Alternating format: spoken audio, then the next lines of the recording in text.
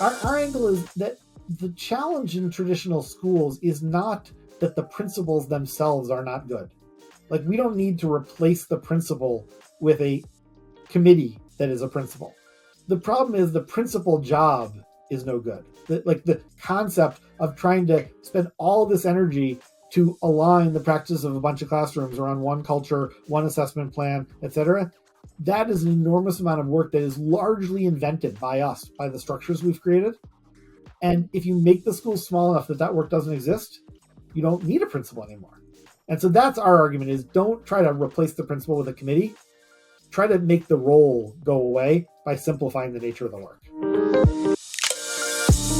Welcome to the School Leaders Project, a podcast series dedicated to helping school leaders make positive changes in their schools and communities. In every episode, we talk to extraordinary thinkers and doers about their experiences and experiments with teaching and learning. The School Leaders Project is an initiative by Toddle, your all-in-one teaching and learning platform made for teachers and by teachers. Toddle offers a truly integrated experience, so all of your big picture curriculum planning flows seamlessly into day-to-day instruction, assessment, reporting, and parent communications. Toddle started as a passion project and a school that thought, hey, our teaching tech should be as cool as our teaching teams, and we're now loved by more than 1,500 progressive K-12 schools all around the world. In today's episode of our podcast, we welcome Matt Kramer. He's the CEO of Wildflower Schools, which is a micro school and also a Montessori school. If you're like me, I had never heard of the concept of a micro school, but Matt really breaks down the history of education, where we came from, and where we've gone with an industrialized model that doesn't suit all learners.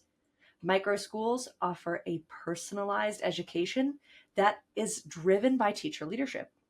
I know you're going to adore this episode. So many ahas and takeaways, and you might just be inspired to start your own school at the end of all of this. So without further ado, let's jump into my conversation with Matt. Matt, thanks so much for being here. Thanks for having me. All right, let's jump right in, Matt. I would love for you to set the stage for our audience. So what is the work that you are most passionate about doing and why? I'd say there's two things that I'm passionate about that intersect with Wildflower's work. The first is about teacher leadership. I've spent a lot of my career in education thinking about the conditions in which teachers, the ones who spend the time directly with kids, are able to bring all of themselves, all of their energy into the classroom and into their relationships with kids and families, etc. And I think there's a lot about education that makes that challenging. That affects teachers in ways that are not ideal. And so one of the things that we work on at Wildflower is how do you create the conditions for teachers' leadership to be fully unlocked?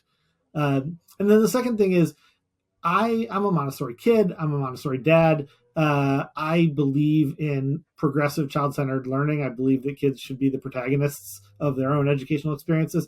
And I think there is a interesting situation in American education about the way the standardized testing and accountability and standards aligned educational efforts intersect with that type of work. And so I'm really interested in the ideas, alternative ways to think about gathering data about what's going on in assessment that would reinforce a more child-centered view of education as opposed to conflict with it. Really cool. I'll have to ask you more about assessment later. I hadn't planned for that. Awesome. So I think kind of the elephant in the room here, you work for Wildflowers. Mm-hmm. What is a micro school? It is a term of art that can mean different things to different people. For us, what it means is a school that is, and I'm not going to try to define micro school. I'm just going to say what our schools are. And, okay. Our schools are 1 or 2 classrooms, mostly 1. So 25 kids, if it's 2 classrooms, 50 kids. If it's 1 classroom, generally 2 teachers, 2 classrooms, generally 4 teachers. And so the teachers are both the folks who spend time with kids and the folks who manage enrollment and the folks who do administration. They're like the whole school. They're not coordinating across lots of classrooms to organize who goes out on the playground at different times or the lunch schedule or whatever. Their class is the whole school. And so that's what our schools are. And for the purposes, the connection, I think, to the idea of micro schools is just schools that are small enough that the coordinating functions that occur at schools, like having a culture for the school as opposed to classroom culture. A microschool is a school small enough that that stuff doesn't exist. That classroom culture and school culture is the same thing. And what need do you see that serving? I think it serves a few needs. One of them, I think, is in the sort of post-pandemic moment. I think it's occurring to lots of people. I guess two things are occurring to lots of parents. One of them is I think we've spent a lot of time watching our kids do schoolwork the last few years. And I think lots of folks have a sense that the the curricular environment, the learning environment the kids are in is insufficiently individualized to them. It seems like they're going through like some gauntlet that the world has just laid out and they go through. And I think a lot of parents are like, yeah, I think if I were going to sit down and design an educational environment for my kids, I would probably do something that was more customized to their interests, their gifts, what they want to do with their life, what they already know how to do, what they don't know how to do. And a much smaller environment allows for much more of that sort of customization with less concern about, well, is it different from what, the guy across the hall is doing, which I think is a, legitimately important criteria in big environments. So I think that's one thing. A second thing that pertains to parents is I think it has occurred to a lot of people in the last few years that there are some downsides to sending your kid off to a school with 1,000 people in the same building.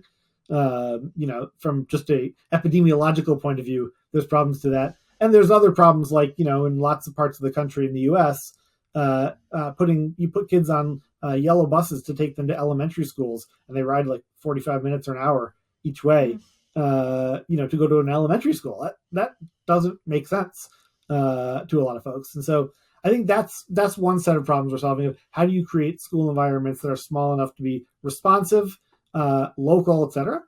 And then for teachers, I think similarly in the last few years, teachers have been frustrated with their the environment, the working conditions, the environment in which they teach for a long time. Right, this is not a new phenomenon. It probably goes back at least to the '60s. That there's sort of been a general sense that the working environment for teachers hasn't been good. And I think the last few years have been brutal on that front. I think the last few years have emphasized to people all over the place that they are not in charge of important decisions that relate to how they do their work. And they feel buffeted by the winds of change coming at them from different sides related to COVID related things, related to, now we've got a whole bunch of fights going on in America about social justice issues and what you're allowed to talk about. And I think lots of teachers just don't want that. Lots of teachers want to be in an environment where their own passions, their own intuition, their sense of what's right for their kid are the things that shape what they do every day. So those are the problems that we're trying to solve. It reminds me almost of like a local farmer's market, right? It's smaller, it's personalized, it's niche. And it's kind of self-contained in a way. Does that resonate with you?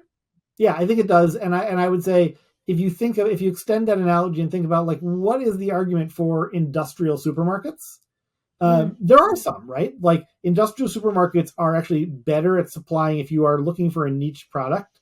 There's more chance that it will be on the shelf. Like if you have a recipe that has 30 things on the list, you are more likely to find them all at an industrialized supermarket than you are at a farmer's market.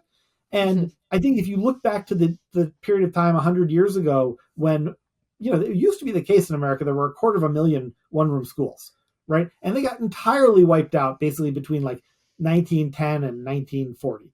And if you look at what the rationale at the time for why they were switching to a more, factory type environment, a more industrial type environment, that they were borrowing from Germany at the time, the Prussian school system. If you look at the rationale, one of the rationales was around expertise. They were thinking like, okay, as we need to get we need to have somebody who can teach physics. We need to have somebody who can teach calculus, and we can't expect to have that in every town in America. And that, while that might not be a good argument anymore because of the internet, it was an important argument then, but it was an important argument for a sliver of all of schooling. It definitely does not apply to elementary schools, that you can't find educated folk everywhere to do this. And so I think that same idea of, thinking about the farmer's market analogy, is the point is not that there's no space or no room for something else. It's just that we decided to oversolve the problem of like, oh, since we have this thought about where the best place to find like Worcestershire sauce is, we're going to wipe the whole thing out and replace everything with this new get everything in one place model. And that wiped out something important. And not everybody wants or needs that. Yep. That's cool. So is your model similar then to the traditional one-room schoolhouse, that it's mixed age? Or is it more like it's a grade 3 classroom, but it's just a standalone grade 3 classroom? How does that part function? Somewhere between. We use the Montessori 3-year age bands. So a school/classroom would be 3 to 6-year-olds or 6 to 9-year-olds or 9 to 12-year-olds. Sometimes I said they, 1 or 2 classrooms. So sometimes it's like 3 to 9-year-olds in 2 classes, split 3 to 6, 6 to 9. But that's the Montessori age band convention, and we follow it. So in a community, multiple Wildflower schools typically pop up serving multiple ages, and families that want to stick in a Wildflower environment, when they finish off one school, they'll route themselves over to another one. Very cool. And how do parents get matched with these kinds of schools? Is it they seek it out, or is there a lot of advertising involved? How does that part work? That was a question from our Facebook group from Sarah.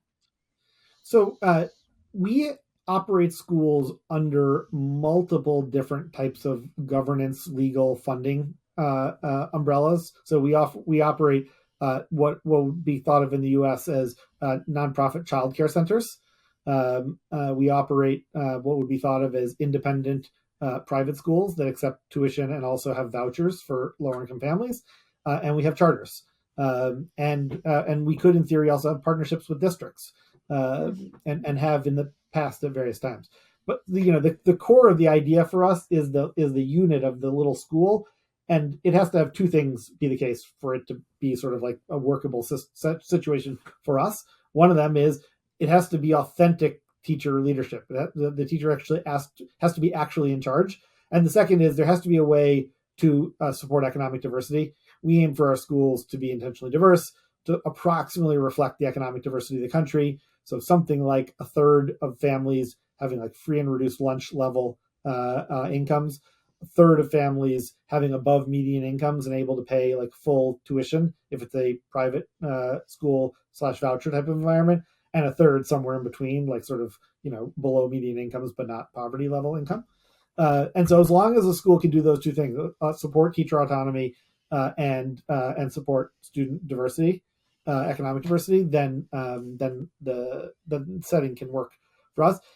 The question that just to now take you back to the question you asked about enrollment, in the environment of charters, it works like charter enrollment works. So, in cities like DC, there's the common enrollment process. In New York, common enrollment process. Families go through those things and they choose the schools they want to go to. And our local teacher leader teams, their job is to have people know what they do so that somebody signs up. In places like Minnesota where we don't have centralized enrollment, it's sort of the same thing for charters. You just, they just sign up directly. And then for the other ones, for the places where it's through childcare laws or voucher programs, it's really the teacher leader's job is to get the word out. The schools are so small, though, that getting the word out is not very hard. Filling a school with 25 kids is not the same as filling a 400-person school that charters are typically trying to fill. And geography works in our favor on this front. Like, the challenge of a 400-person school is you got to get 400 kids who are willing to drive to the exact same location.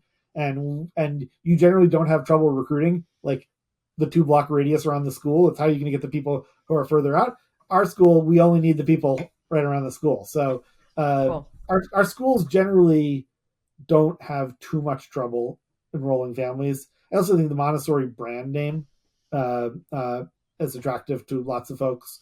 So we don't put much energy into like advertising or marketing or that sort of thing. That makes sense. So what other kind of leadership structures need to be in place? Like you mentioned needing the diverse element and needing the teacher leader as the entrepreneur, but what other kind of structures are there in place leadership wise?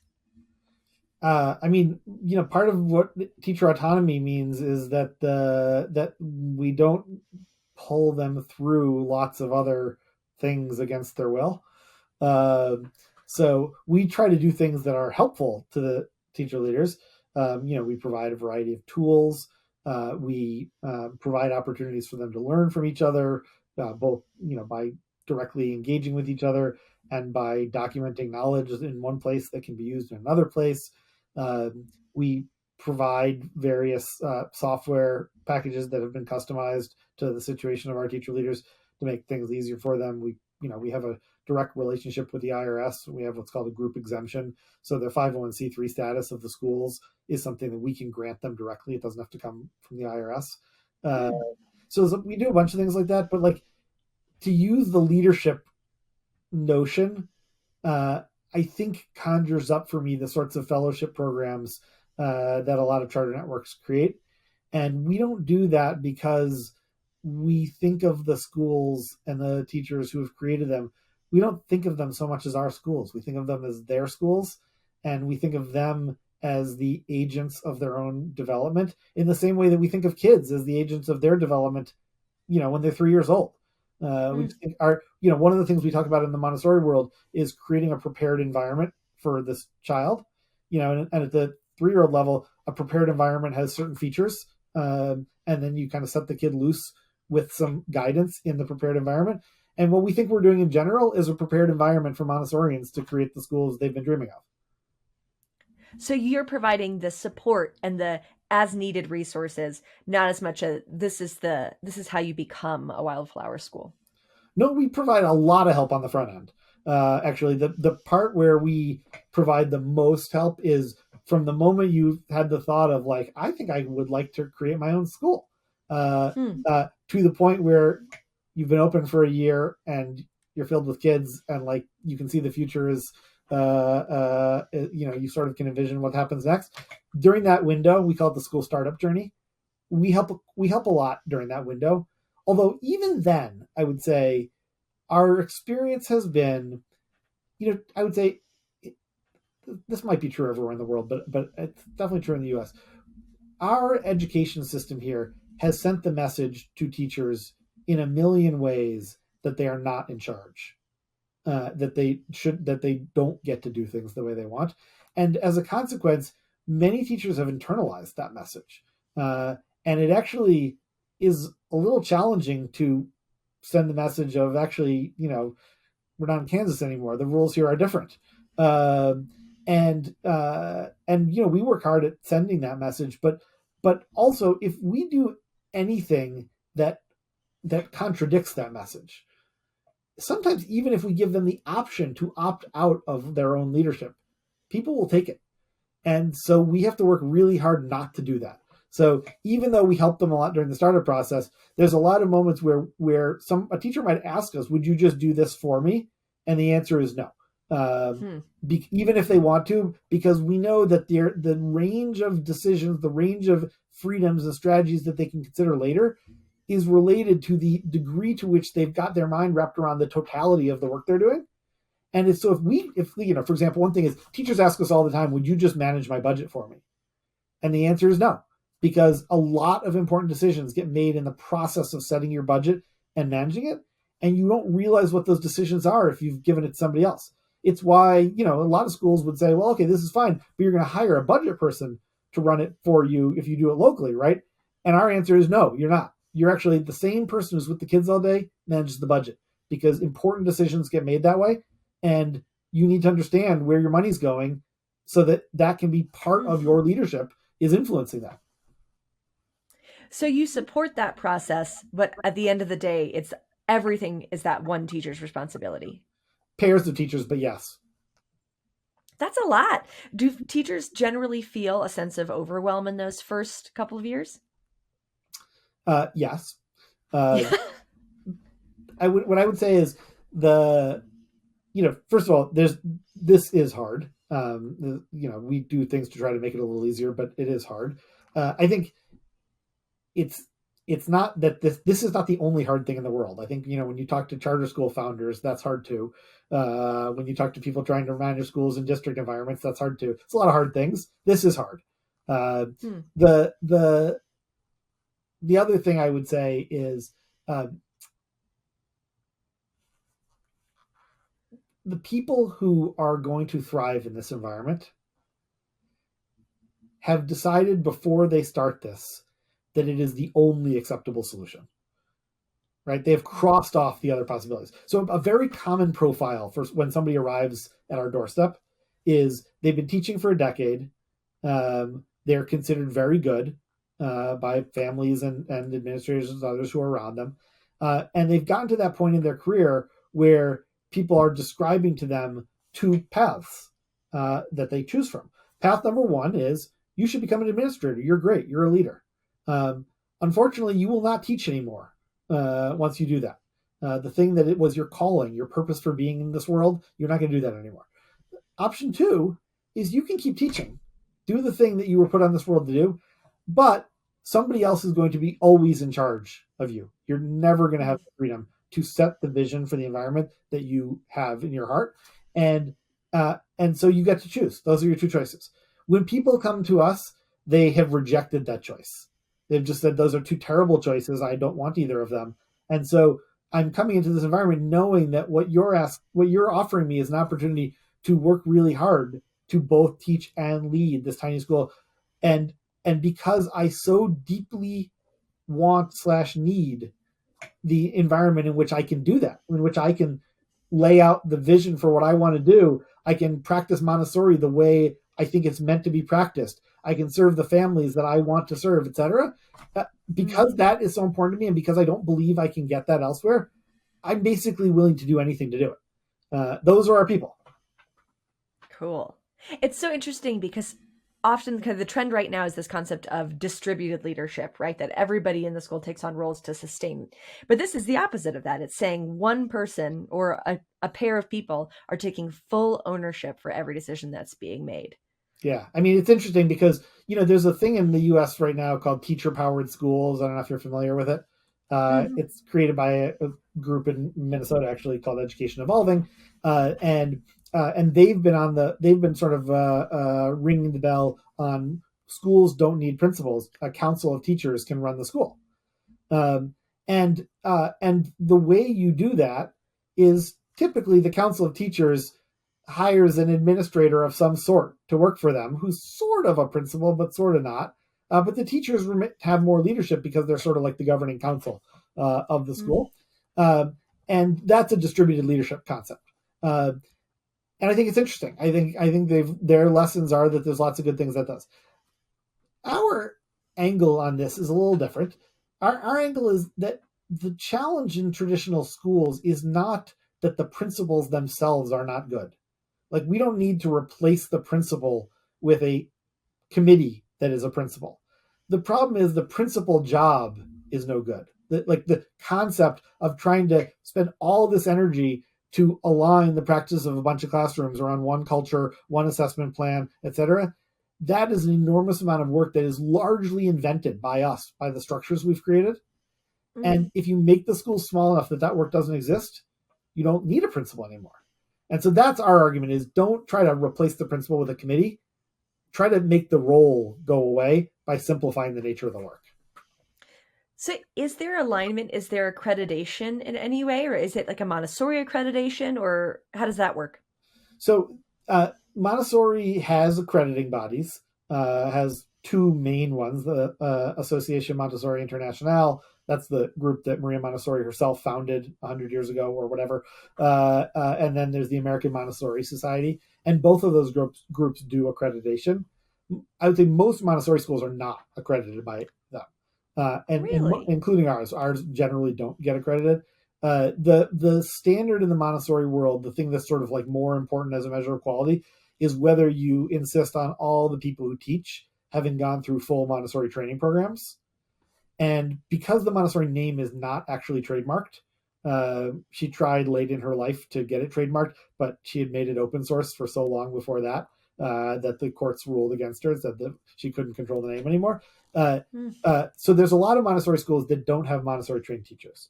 And I would say that is not the kind of Montessori we practice. Like our view is this is not about just a philosophy of child-centered learning. It's about a very detailed set of teacher practices and learning materials. And the way we ensure we have that is we only take people who have gone through full Montessori training programs at high quality training institutions. And after that, the system of quality support is largely peer-based. Schools work with other schools, and if a group of teachers thinks that one of the schools in their community is not what they collectively think a good Montessori school should be, or a good Wildflower school should be, there's actually a process for having a school leave the network. It's actually happened once already. I imagine it'll happen again. But the teachers have high standards. They share a reputation in a community, and so they don't want anyone to share their reputation who they don't think is taking this seriously. That makes sense. So it's self-governance almost. Yeah. So when I think of Montessori, I typically think of early years and maybe elementary. But do your schools span the gamut of K through 12? Yeah, the youngest ones start at 12 weeks old. The oldest ones are high schools. The large majority are either 1 to 3-year-olds or 3 to 6-year-olds. Together, that accounts for something like 75% of all the schools. But we have a bunch of elementary schools, and we have at the moment one high school and another one in the works. And I think that is, as you say, that largely follows the sort of general pattern of how much Montessori there is in the world. Like most of the Montessori in the world is 3 to 6-year-olds.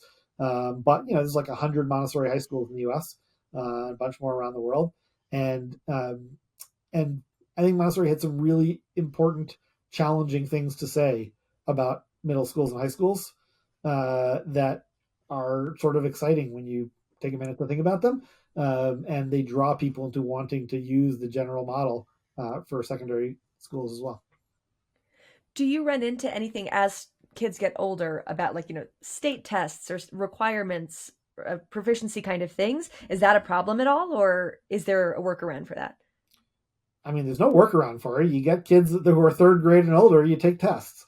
So as we get into the elementary grades, in charter environments and in many voucher funded, ESA type funded environments, and in all charter environments, tests for kids third grade and up are just how it works. Mandatory. The conversation we have with authorizers and regulators on the front end is, if your purpose is to maximize test scores, this is not the way to do that. We're not trying to maximize test scores. We are trying to make sure the kids can read and make sure the kids can do math, and that will be reflected in test scores. Like we believe that our approach will produce good test scores. But the thing that would take you from good to great is focus. And we don't do that. We are not focused on the types of skills that show up on the tests in terms of the incremental energy. We are focused on helping kids find their cosmic task, as we say in the Montessori world, helping them work on the things of interest to them, helping them, these are the things that at the margin, helping them build the executive function skills to make choices that are going to affect their own lives and then bear the consequences of those choices. Those are the things that we are putting that incremental energy into. So we take the tests, and if we found out that the kids couldn't read, we would take that seriously. But we don't think the purpose of education has much to do with the tests. Let's say that again louder for the people in the back. That's awesome. Because so many times educators talk about that tension behind, there is this metric that we're needing to reach, but none of us value that. That's not what any educator got into teaching for. So this is such a beautiful alternative to that model. Yeah. I do think, as educators, we all have to remind ourselves that the reason why we have these tests is because of the abomination that existed 50 years ago, where an overwhelming number of the poor kids and the black and brown kids couldn't read or do math at a basic level. And the system had just accepted that. And that was not acceptable. And the tests were created for civil rights purposes, so we would realize the incredible inequity of educational expectations. And they have served that purpose well. And we should not throw that out as we continue to refine the questions about what we mean foreign tests. And so I think all of us in this world, all of us working on education, should say every time we're criticizing tests, we should say, and I try to remind myself every time, it is still a reasonable expectation that every kid knows how to read and every kid knows how to do math. Yes, but that lowest bar shouldn't be what's driving the bus. No, and when it does, when we get obsessed with that, we start doing strange things, and weird things. and that's what I think we see in American education right now, is like we are on the edge of the tail of wagging an entire education system around the needs of the narrow tests. So smart. I want to come back to something you mentioned earlier about this like industrial model of education. Yeah. And I think, many of our listeners are not going to be in a place where they can completely change their entire school and how it functions. Mm-hmm. But are there some common practices that you see in these bigger schools that are worth challenging and that could be reimagined, you think? I mean, there are a handful of practices that are mutually reinforcing that lead to the situation in most educational environments, and they are hard to change. But I will just call out a few of them, and I think people who are committed can deal with some of these things. It's just like the wind's blowing against you. So one of them is the idea of grouping kids by age, by single age, is really problematic. It sends the idea to everyone involved, the kids, their families, the teachers, that there is a competition type sense, like everyone's at a starting line at the same place and they're moving in the same direction, and we can evaluate how close they're going to getting there. That notion is hugely influenced by the structure of single age classrooms, everyone moving along at the same time. If you just switch to 2 years together in a classroom, or even 3 years as we do in the Montessori world, so that in any given classroom there are people who have been there longer, who are the elders, and there are the newbies, and people look around at them, and not everyone is a competitor. Many of the people around them are not in competition with them in any sense. They're there for them to help or learn from. That is very helpful. That's one big thing I would just say, is mixed age classes really, really matter. A second thing is the idea that everyone needs to learn the same things, which is reflected in standards aligned education movements and standardized tests, etc. I think you have to shrink the amount of time spent learning the things that everyone needs to learn to a much smaller share of the total. If you set your curriculum for a year and it takes 90% of energy of everyone involved and time, everyone involved, to learn the things that everyone should learn, like the basic core things, then that's what you're saying is what everyone should learn. There's nothing left, right? Yeah. If you want people to learn other things, if you want them to follow their interests, if you want them to figure out who they are, if you want them to find their path in life, if you want all these things, there has to be a meaningful share of the amount of time that they have during the year that is available to be allocated to things that reflect those interests and choices. And so I think that'd be the second big thing, is I would say, figure out how do you back off the requirement pieces down to a level that there's space for something else. And then I would say the third thing is, if you start from, at every point, if you start from the idea that kids know something about themselves that we don't know and that is important, that the kid themselves has some fundamental insights into what their purpose in the world is, or what it might be, and what they need to learn more of and what they don't. If you start from the premise that that is in every kid, it will lead you to do some different things as you think about designing lessons and units and the educational environment. And I think we have, I think this is something that we give lip service to in education, but I think in profound ways we don't act like it. We don't act like the kids should have something to say about the direction their life is going to lead until they're like juniors in high school. And then all of a sudden we're like, does anyone want to do vocational training? And that to me is not the right framing of this question. So yeah, those would be the three big things I would say if I were trying to have a more child-centered practice emerge inside of a different type of setting. So mix the age groups, cull the curriculum, and truly make space for that choice, that sense of autonomy, and not just in superficial ways, but in ways that truly connect to who the child is as an individual. Yeah, and I just think asking yourself at the beginning of everything we do, have we set whatever's going to happen next? Have we set this up under the assumption that there are important aspects that influence how all this is going to play out that are inside the kids that we don't know about? Or have we acted as if we assume we basically sort of got the parameters of this? We sort of know what they need to know. We sort of know what they need to do. And we're going to listen to them a little bit, and we'll do some formative quizzes and exit tickets, whatever, to find out that as we go.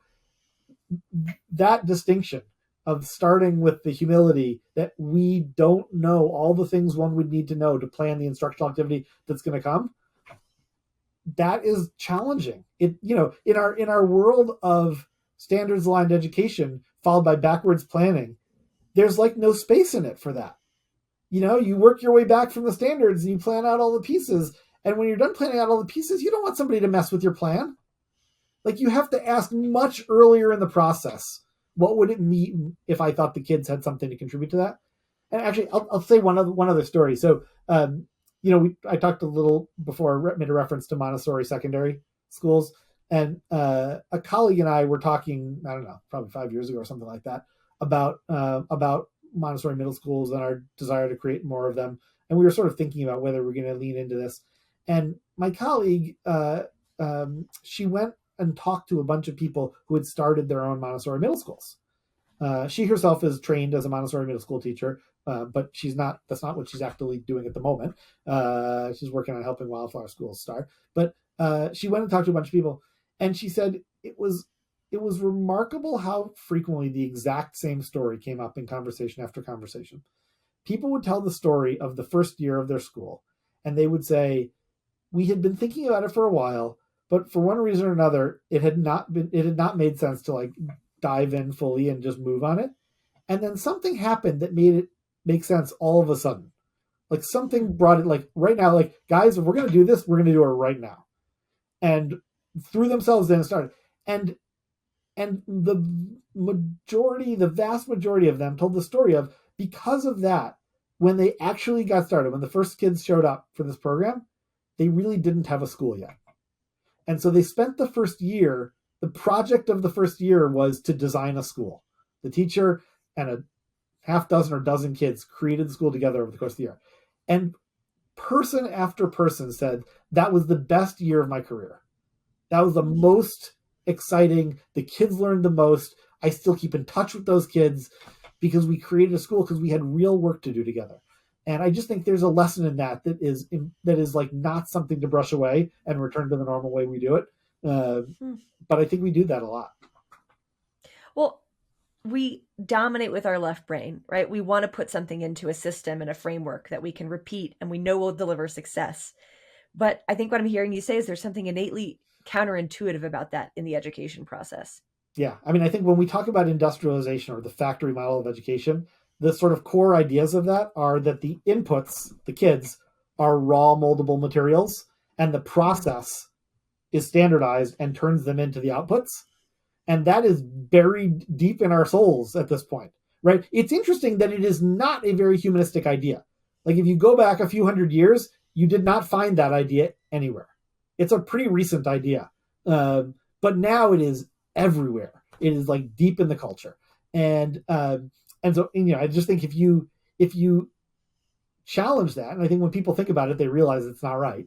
If you challenge it and say, like, okay, actually, that's not the activity we're engaged in here. What we're engaged in is we're taking fundamentally different raw materials in, right? Each kid comes wired from the factory for a lot of things about what they're going to like and be interested in, et cetera, right? If we take that and we say this is different raw material, And the process is one of self-development, not of like, yeah, having something done to you. It really would be different. It really would be different. I love that premise. You're really great with words. You have a very artistic way of speaking and a way of metaphors that makes things so clear, and these complex ideas just feel so straightforward. Thank you. That's nice. Yeah. I'm curious. So if I'm a leader, Mm-hmm. and I want to empower teachers with this skill set, right? My goal is to produce teachers that can become entrepreneurs, that can see themselves as leaders of a school. What are the skill sets that I can help develop while they're under in my school to then set them free to develop something like this on their own? Yeah, I mean, I guess I think the more important question in my view is how do you create the conditions in which those skills can actually be practiced? The skills develop on their own. I mean, there's things you can do to help, but like people have enormous capability to do different stuff, right? Like when we think about the sorts of things people like, who knew 200 years ago that every person in America has the capability to learn how to use a computer, right? But it turns out we all have the capability to learn how to use a computer. And we didn't know until we created an environment in which actually learning how to use a computer was pretty essential to like making your way through the world. I feel that way about a lot of skills. And so when we're talking about teachers, I think it is more important to ask yourself if a teacher had an independent idea about what they wanted their kids to become, uh, and they wanted to give that a shot, could they? What would Hmm. happen next? If the answer to that is they kind of couldn't, I don't think there's a way to practice skills in an environment where you can't apply them. Those people who feel like they can't bring the collective power of their educational philosophy and experience to work on it, to like bring it to bear on their work on a daily basis, those people leave. So I guess that's my challenge is how do you make it an environment that those people don't have to leave? And then you can worry about developing them once you've created the environment where they need those skills. So, where are the roadblocks that stand in the way of someone's capacity to make change, whether that's a student or a teacher?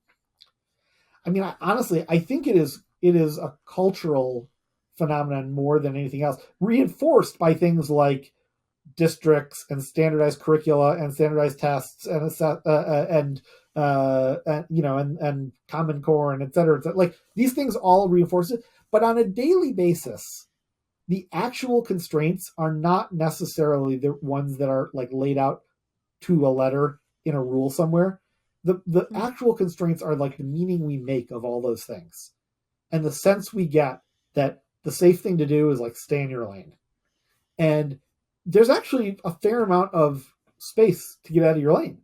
I've heard stories from schools of every type about teachers creating like cocooned schools within schools that do all sorts of things differently. And, did somebody tell them no somewhere along the way? Of course, probably a lot of people told them no, but something led them to just be like, we're doing it anyway. Right. So I think the actual space to do it exists, and our culture tells people otherwise.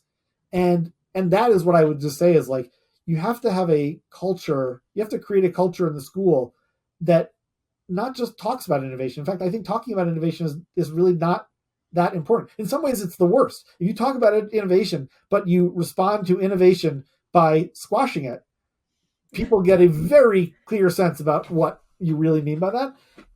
And so I just think you have to create an environment in which doing things differently is welcomed. So that instead of people focusing on the degree to which the system locks them into a particular way of doing things, they focus on the zone of autonomy they have within whatever the actual hard constraints are. And I just think there's a lot there that we don't take advantage of. Yeah. So stop focusing on our sameness. Like this industrial model of creating something that is the same, that if I walk into one classroom, it will look the same as the next classroom. That sounds like the first thing we kind of just need to let go of. Yeah, I mean it's interesting because Montessori is not a let everyone do what they want situation. No. And in fact, there's pretty good research on the idea of free schools, where basically kids can do whatever they want. And perhaps not surprising to me, actually kids do poorly in free schools. They don't learn anything. And that, as I said, that doesn't surprise me, right? There's a reason why it helps to be in the presence of the synthesized and curated lessons that have been learned throughout the history of the world, so that you don't have to reinvent them all starting from scratch by yourself, right? Like, It took a long time to get to where we are.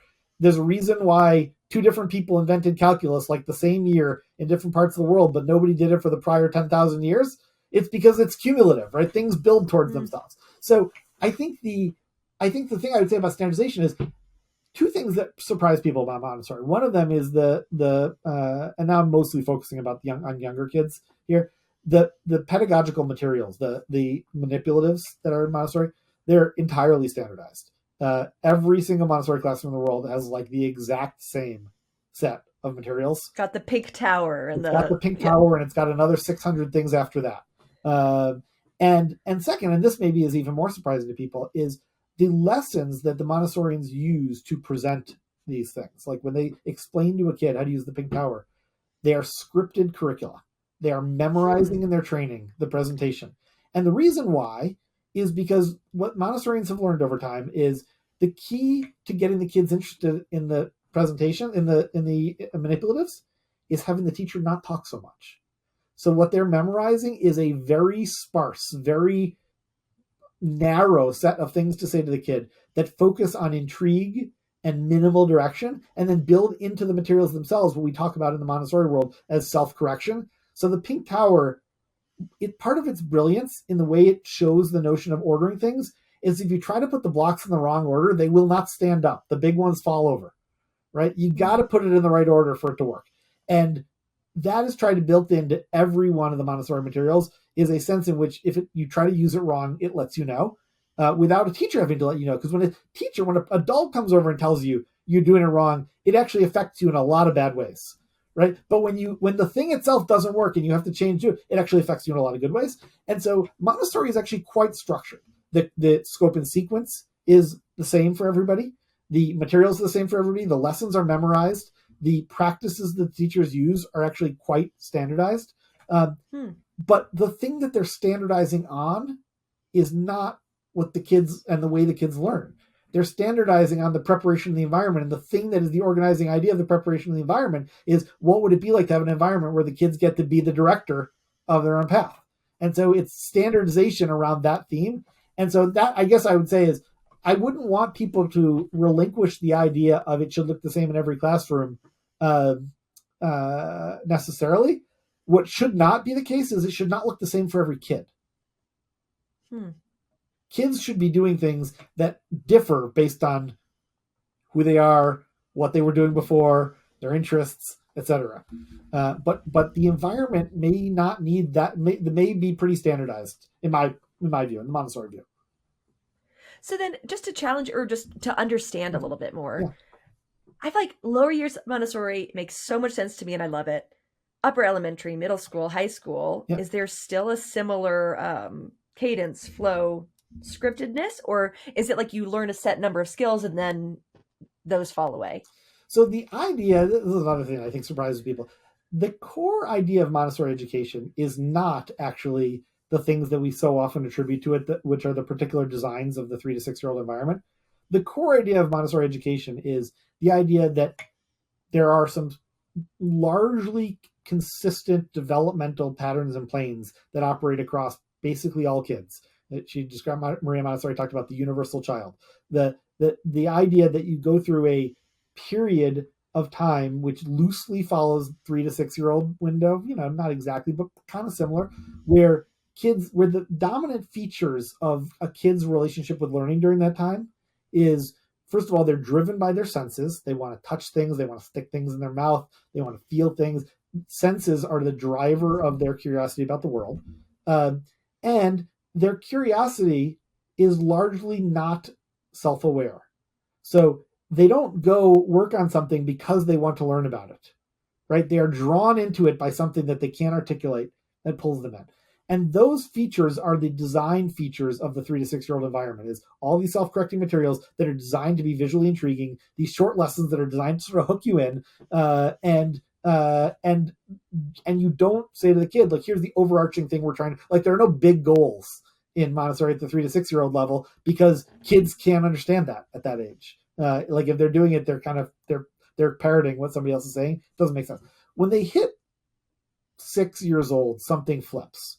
And between 6 and 12 years old, what Maria Montessori observed is kids are now driven by an active curiosity. They know they want to learn things, and they go to learn them, and social factors. They want to do the things that the other kids are doing. And so the 6 to 12 year old environments are designed, what would you do with a bunch of kids who those are the features of their interests?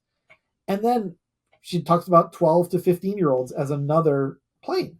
And at the 12 to 15 year old plane, there's a different set of common features of the kids. Like, the sorts of things that she observed about kids in the 12 to 15 range are, first of all, they're going through a lot of change, physically and emotionally. It's a very fiery period. Second of all, in light of that, they actually need to be held pretty closely by a small group of people who care about them, but not their parents. Their parents actually are the people that they're fighting against in this moment of independence. So there needs to be some substitute parent-like thing around them. So it's sort of crazy when you think about that, and then you think about the design of middle schools. We introduce bells and moving classes in middle school right at the moment where actually the developmental needs of kids are for a small environment. Fifth graders would be better off with bells, moving classes than 7th and 8th graders are. 7th and 8th graders should have one teacher all day long. Other things she observed in 12 to 15 year olds were very motivated by doing real work.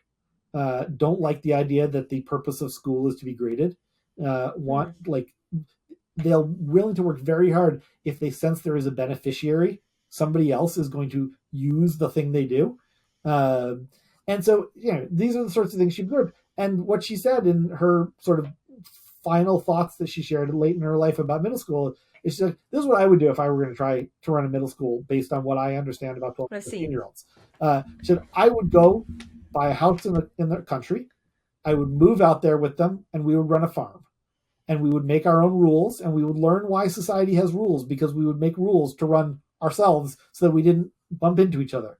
And we would do science by measuring crop yields and studying what do we need to do to make a farm. And we would work together, and the things we would do would allow us to eat. And if we didn't do them, then we would not have any food. And she's like, and she said those people would become the support environment for each other at this critical moment of social development. And so it doesn't look much like the 3 to 6 year old program, except the common features are kids have a lot of agency, and the prepared environment is designed around what the features of kids are at that developmental plane.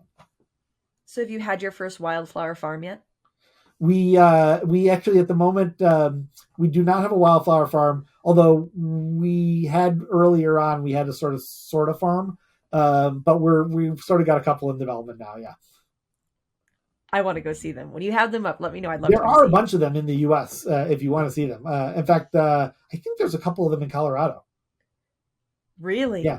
It sounds so cool. Yeah. I just love how intentional it is. It's this idea that there's humanity at the core, that we are humans, we're developing, we're just trying to grow. And these are the skills that you need along the way. And here's a sage mentor to guide you through that. Like, just what education should be: simple, beautiful. And that fundamentally everyone's interests are aligned, that nobody needs to be forced to do anything, that the teachers want the kids to grow, the kids want to grow, the families want the kids to grow, the families want the teachers to have a sustainable work. Like, actually, we should all be on the same team.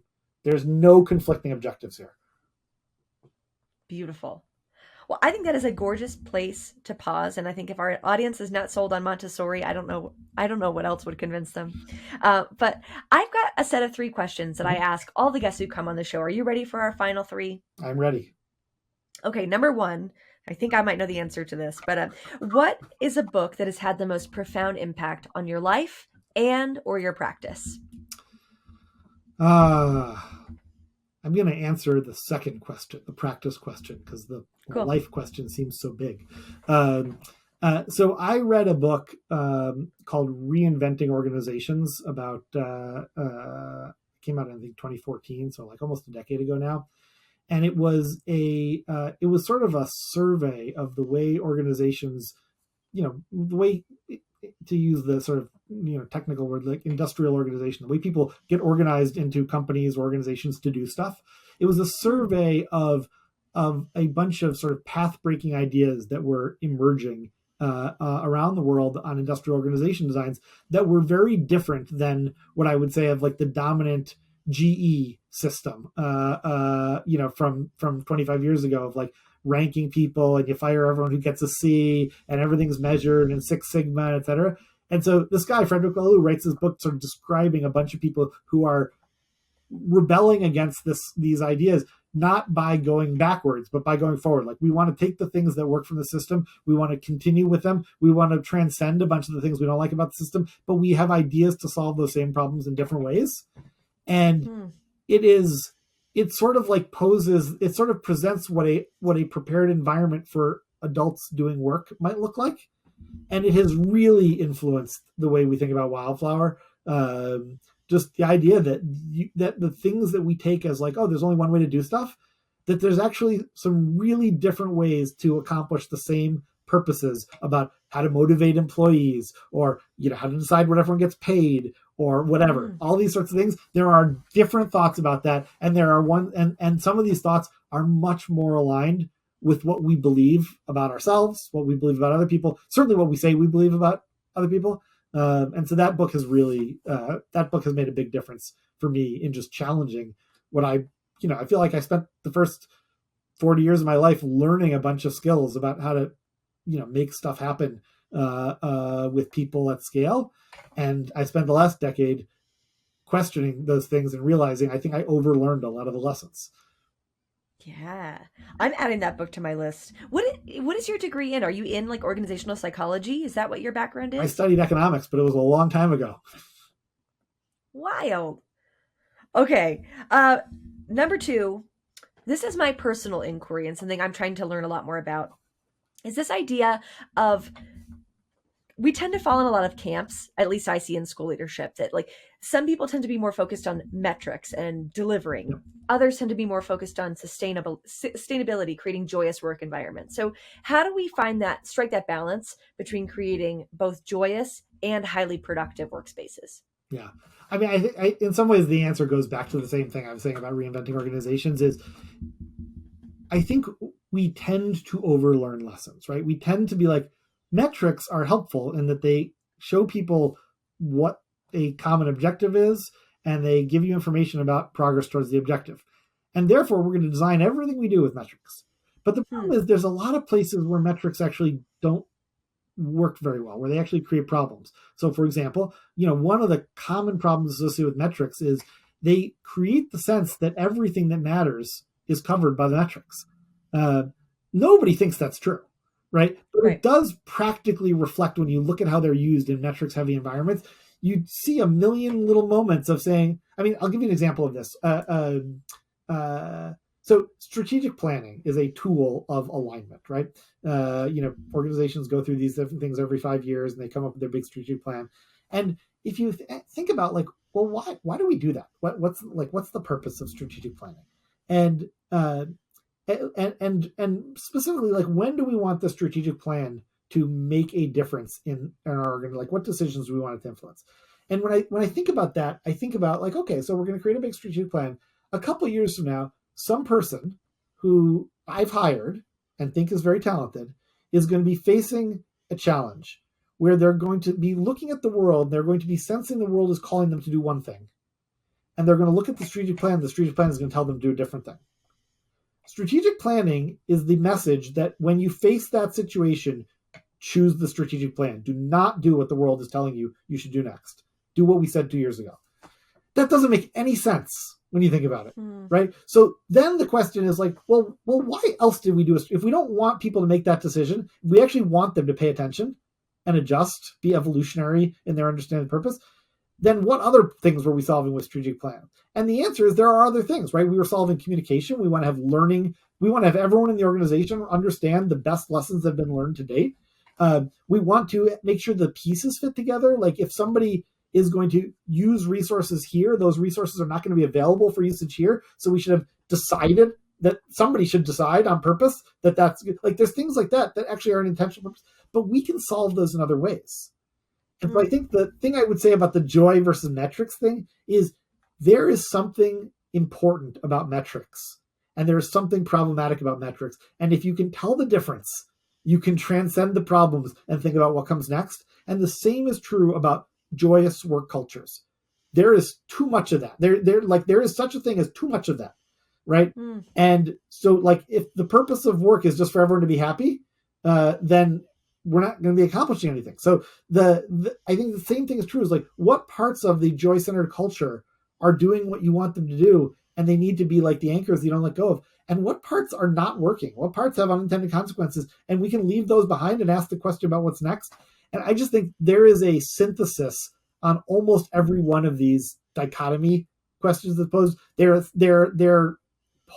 opposed to each other only because the lens we bring to see the problem doesn't acknowledge the extra dimension that like brings it all into display. It looks flat. It looks alternative to each other because we lack the ability to see in the space where there's an integrated solution. But we just have to teach ourselves to do that. You have to step back. You have to ask what you're going to keep, and you teach yourself to see another dimension. And then you find out later there's more dimensions after that too. Like, this is a spiral that is not going to stop. Our job in the window of time we've got is to see farther than what was handed as deep as we can. Yeah. That's a cool way of looking at it. Awesome. All right. Final question for you.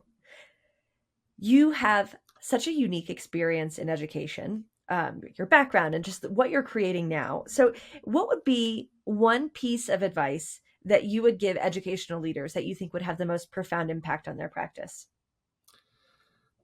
I think the most important advice I would say is to pursue truth in your own sense of who you are and what you do, to not allow yourself to get in the habits of, well, this is how we do things. And, I think, knowledge that has been handed down from other people who, as my 7th grade Latin teacher used to say, what the big Romans told the little Romans, that stuff gets corrupted really easily. It doesn't even take a long game of telephone. It gets corrupted the minute the second person who didn't invent the rules is trying to apply it and just assumes that what the big Roman said is the right stuff. And so I just think nothing is as important as like returning to first principles often and asking yourself, like, why do I do this? What do I really believe about people? What do I really believe about curriculum? What do I really, and not accepting the simple inherited wisdom. Because I just think, like, this is not to devalue the inherited wisdom. The inherited wisdom was exactly the right solution by a truth seeker in a different environment at a different time. It just doesn't apply exactly to your environment and your time when you're leading, and mine as well, to be personal about it. So I think that's my biggest advice is to dig in on things that you just sort of are taking, that we take for granted, that have been handed to us as the right way to do things. Know yourself, know what you believe, and act on it. Yeah. I love that.